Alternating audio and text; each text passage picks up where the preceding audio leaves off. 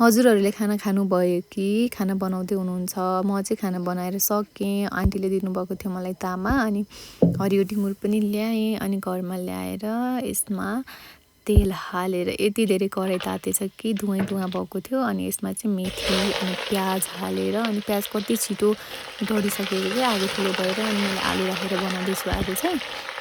अनि एकछिन आलुलाई भुटिसके पछाडि चाहिँ मैले तामा राखिदिन्छु। तामा यो आगो ठुलो भएर कति यस्तो डढेको जस्तो भएको थियो नि यो प्याज, अनि फेरि अरू त केही पनि भएको थिएन। अनि अनि तामा राख्ने एकछिन यसलाई चलाएर मजाले चलाइसके पछाडि चाहिँ यसले छोपेर म चाहिँ लागेँ मसला पिस्नको लागि। मसलामा चाहिँ के पिसेको छु यही हेर्नुहोस्। लसुन, टिमुर, के हो, खुर्सानी, हात पोलेर यो खुर्सानी मसला हातले उठाएको थियो नि त।